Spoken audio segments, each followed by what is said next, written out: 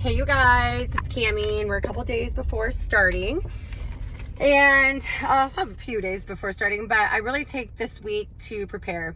I love this week because it really is part of the journey and it's part of the challenge, and if we're not prepared, we are probably not going to set ourselves up for success. So what does that mean? So every single week, including this week, we will prepare for Monday, and Monday is going to be the new menu. It's going to be when we eat the new anti-inflammatory regimen, and that can only be done if the preparation is completed over the weekend.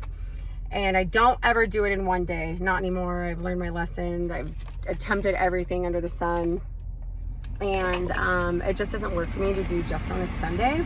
So what I like to do, and what you will get used to over the next 4 weeks, is I will post the shopping list on either Wednesday or Thursday. Okay, so at least you'll have the shopping list and you can go shopping, and this shopping list is for Monday. But the shopping list is also for the preparation on Saturday or Sunday. I prepare foods, any foods, for 3 days. So here's my situation. I'm going to get my shopping list this week on Wednesday. Is today Wednesday? No, tomorrow's Wednesday. So I'm going to post it tomorrow if I get everyone's okay on this video. Also, one more thing with the videos. If you like something you heard, you want to adopt that, you didn't know something, oh, that refreshed my memory, please write it down, because those little comments make me so happy, because I know that you're really, really pumped on, being engaged in this challenge, and that's because you're learning something. So even if it's one thing we're learning, that's great. And then so I'll post that tomorrow if I get everyone's thumbs up and a little comment about this video under the link. And then on Friday of this week, I will post the menu. Okay, so you don't necessarily need the menu, right, because you need to shop for all that food. But we are going to get the menu early on, and that's going to be Friday. And on Friday, I look over my menu. I'm looking over the servings, which is, is it table? Sorry, I usually do everything in ounces, cups, tablespoons. You'll see it all. And that's why I gave you the Amazon list. So if you can get 2 things off that list, I would get a kitchen scale for ounces. And then I would get glassware, and if you did happen to have to use a microwave, use glass, not plastic. Plastic was pulled from the microwave, and the chemicals from the plastic inside of your food. And it is really, really toxic for us. It's very poisonous for us. Over time, we ingest either poison, and that hurts us and kills us, or we ingest the medicine, which is what we're doing today and these weeks forward. So yeah, I prepare my meals, I ounce them out, I measure them out, and I'm obviously looking at those measurements on my menu. Now, it's usually Sunday that I actually cook my meals and prepare. I use markers, I use masking tape, I use my glassware, and I take my foods with me everywhere. But here's some different situations. I might be home in the mornings, and I'm always home at night. So I could cook my food right there, homemade, for my breakfast and dinner. Maybe you're home all day and you can make every meal. That's even better. But if it is not prepared, and you know you're going to Tahoe, you know you're going to be at the workforce all day, you know you're going to your best friend's house, take your meals with you, okay? So for instance, I get up, and I have 80 minutes before I'm going to eat my first meal. 80 minutes. So if I get up at 6, I'm going to eat by, so that would be 6:30. Okay, so I'm eating by, 7:30. So 80 minutes from the time that I wake up, I can eat then, or I can eat as late as 80 minutes later. So you're breaking the fast of the night equals breakfast. So I then count 3 hours away from that, which means I am now eating, if I'm eating at 7:30, 8:30, 9:30, 10:30, second meal, which is really my snack. 10:30, 11:30, 12:30, 1:30, I'm eating my lunch. 1:30, 2:30, 3:30, 4:30, I'm eating my snack number 2. 4:30, 5:30, 6:30, 7:30, I'm eating my dinner. Okay, so what that means is I'm refueling my car, and I feel like we are Ferraris, okay? And so we are allowing the nutrients of, you know, the highest grade gas to be ingested in our bodies now. We are taking note that I am supplying myself with medicine versus the slow doses of poison that I was doing before. And really, slow doses of poison is not eating at all as well, because we are bringing nutrition to our blood vessels, to our cells, to our organs, to our mind, to our brain, to our heart, to all the organs, you know? So I'm really ambitious on refilling the tank, you know? The days of us fasting all day and then being ravenous at night are gone. We just really want to take note that we are feeding ourselves periodically through the day with the best nutrients ever, and also drinking a gallon of water. We are purifying our inner self with not only the colors of the rainbow of the foods, hence to the variety of the foods that you will see on the menus. There's not one menu the same. I told you that. So it's really hard for me to think about. I only eat asparagus, chicken, and sweet potatoes. Yes, sweet potatoes are a staple, and I can make them differently, but if I'm gonna do a staple in something, I gotta do a variety in other things, okay? So you'll see the variety in the foods. Now, 7 a.m. breakfast, snack number 2, 3 hours apart. I want you to log this. I want you to take note of this. So 80-minute rule from waking up, I can eat then, or 80 minutes later, it starts my clock, I count 3 hours away. I'm boosting my metabolism to turn on versus what it is right now, which is probably off. And I do that by eating. It's so crazy, right? The more that I eat, the leaner that I get. But the more that I don't eat, the rounder and fluffier I get.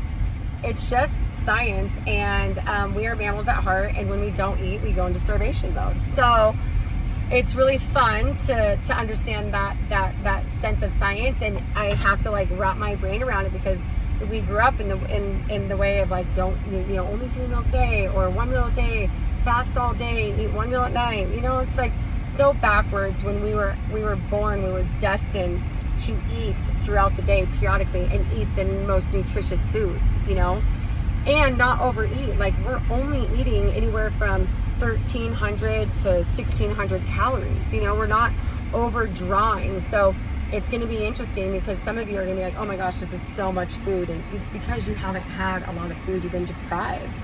And to be fair, like, if we have any complications with our mentality, with our mental health, with our relationships, with all of that, I honestly tell people, you can cure this depression, you can cure this anxiety, you can cure this anger and irritability and frustration, because most of the time, you guys, we are under eating, and then that makes us very, very infuriated inside. Like, inside our nervous system is like, you suck, why are you doing this to me?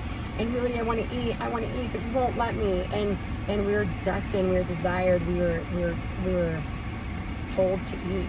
You know, that's why God gave us the plants and the animals. We have corrupted it single-handedly. America has corrupted it. And here's where I'm going to get kind of crazy and wild on you. I believe that the FDA and the medical world work hand in hand. I believe that if we put enough crap in our foods, we are going to have an outbreak, and we are going to have to go to the doctor, and we are going to have to get told that we are allergic, and we need, we can no longer have something. But if you don't want to do that, we have a medicine for you. Hands down, that's what I believe. And you can tell me I drank the juice, but we are a country of power and greed. Our country actually does not care about us the way that we were cared about 20 years ago. We're a different country now. And why I say that is because I do so much research on nutrition. It's like my favorite thing, you know? And the more I dive in, not just to, you know, one continent, but multiple continents, other than America, they are banning, they laugh at us. They're like, this is the biggest size country. This is what they do. They oversize everything. They biggie size everything. And they're a country of glutton. And they're killing themselves. And we love our people. We want to support and take care of our people. And there's so many different ways that these other countries are taking care of their people. But the biggest one is through nutrition.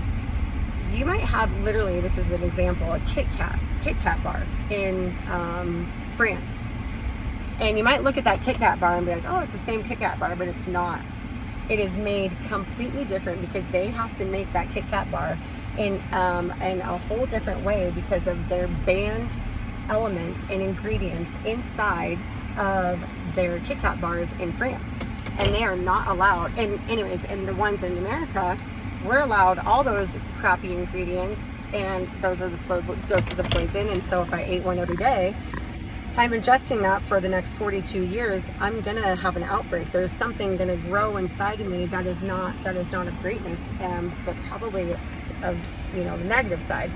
And so these other countries, that's just one example, are banning these ways to produce, these ways of killing, and these GMOs. Like they just don't believe in it. They believe in saving their people and loving their people.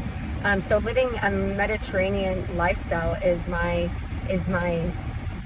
drive in this life right now, and it's to sleep a little bit more, to find my sleep patterns, to find the rest that I need, to give everything a chance to recuperate, to rejuvenate, and at a cellular level. I want to not just work, live to work, but work to live, you know. And so that's an example of that would be on Christmas, I need to take 5 days off. And I take 5 days off because that means something to me, to shut it down, to allow my community of family to be brought into my heart and to embrace and to indulge in that, opposed to always being, you know, toxic on my nervous system because I'm keeping up with the Joneses, or I have to do this when I really truly know that it can wait.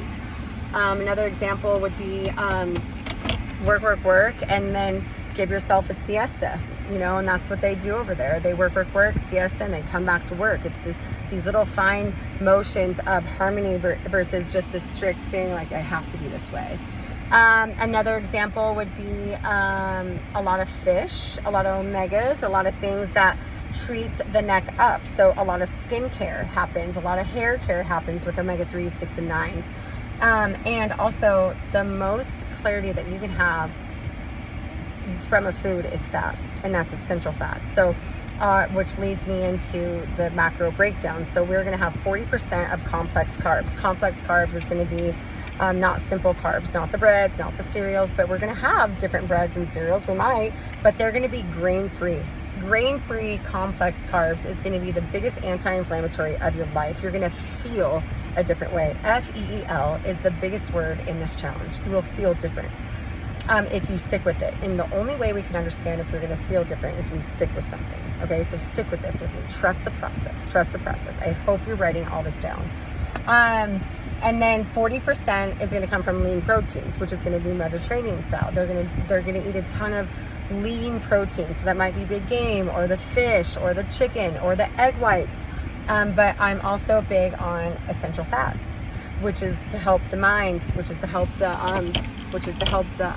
skin, you know. And so make sure that we know why we're eating these things, so we can be our better self internally first, which will then lead to an external place to feel better and better, and also look better, because in the end, that's the bonus. I'm not striving for the look. I used to strive for just the look, and I was forgetting about everything else. Meaning, an example of that: asparagus, sweet potatoes, or red potatoes, and chicken. I was not supplying my inner system to be full of value and nutritious, attitudes going on in here, because I was only eating 3 things most of the time, you know. So then I was not serving myself at the highest capacity, and then I wasn't. I had the look, but my inner system was being deprived. You know what I mean? So, anyways, that leads into the macros, the living the Mediterranean style, and not having this like outbreak when we're 42 because we're gluten intolerant, we're lactose intolerant, you know, because we just indulged in these bad negative things that we have done, and we don't know that they're bad. Like, I kid you not, Pringles, I'm taking the worst of the worst, but Pringles 30 years ago versus today, is, I think, 16 different ingredients in there from when it began. In my head, I'm like, why does it have to change? But we're living in a country of greed. So if we can take those major elements, ingredients out that cost a little bit more and put 6 more in that cost a lot more less, that add up to that, and they are more toxic, they're more full of chemicals, and they're more fillers, and they are more poisonous, they're going to do it to us. They just will. And that's where my research comes in. So I'm looking like at Siete, S-I-E-T-E is a brand, and I love them. They're family owned, they're grandma approved, and they started this grain-free brand. So all the tortillas, we're gonna have them, tortillas, tortilla chips, hard shell tacos, hot sauce, taco mix, taco, what is that? You know what I mean, taco, spices. I'm missing one major one. Siete cookies, but it's all grain free. Do you know what I'm waiting for? And I pray to God that they don't sell out. But what happens is these amazing companies come in, and they're all high valued, high standard, high grade, kosher, organic, non-GMO. And then all of a sudden they get so big, they are distributing almost internationally now. And they get so big that a brand like Kellogg's comes in and buys them for something that they cannot deny. Okay? It could be $300 million, you know, way more than they're making right now, but over time they would make that. But they see the number, they sell out. Kellogg's takes them and they intermingle their mills and where they make all these things, and they still market that way, okay? Because they can market any way they want on the front side. They have to tell you by law on the back side. I think it's 92% of people look on the outside, and the 8 look on the nutritional values index on the back side. So that's where they have to. And so then they sell out, and then their mills are contaminated, and they're actually exposing grain to a grain-free product, and the outbreaks are still happening. So it's just hard. It's a hard place to live in right now, and that's where I'm like super passionate in sharing all this stuff. And again, I want you to challenge me. And if you don't believe it, then go find out yourselves. Like, how bad are all these foods today versus back then? What is being sold in Europe that's being sold here, but they're made up differently? What is the Mediterranean lifestyle? Like, how do they live? What are biohacks? And we'll get into that later. But biohacking has been around forever. But the Tom Brady's of the world are finally exposing themselves because they are consistent in living this one way, and they are looking and feeling younger, acting younger, living longer, because of certain things they're doing consistently. And one of these major biohacks is the way that we're eating. Major. So that's just where we're at. Anyways, so that would be the Sunday. I would make the foods, I would package them, and then I would, Sharpie them and 7 a.m. meal, 10 a.m. meal, 1 p.m. meal, 4 p.m. meal, 7 p.m. meal. But if I can be home and I can do those meals at home, homemade, that's fresh, I would do that too. Or if I could. Now, I cook for 3 days. So let's just say I'm home, and I'm home in the morning, and the night I cook my snack, I cook my lunch, and I cook my snack. I take that with me. And then I make my new meals on Wednesday for Thursday, Friday, Saturday, Sunday. And usually Saturday, Sunday I'm home a lot, so I can do those meals, but I'm definitely cooking again because these perishable foods, they will perish. And whenever I did this, I wasted so much food, but I would make food on Sunday for the whole week, and then it would be gross by the end of the week and kind of slimy and disgusting. So I don't do that anymore. So that's the setup. Okay, so what did you learn from this video? What did you take from this video? And I'm so excited to hear how many times a day are you eating, how many hours apart, how much water, And that is the water every single day. We're eating the same thing every single day for 7 days, and we are drinking water every single day for 7 days, a gallon of water every day. 1 cup of coffee is what I like to ask my people to do, and no creamer in this setting, not yet. I'll share with you what creamer can come in. We're doing a detox week this week, so creamer will come in on week 2.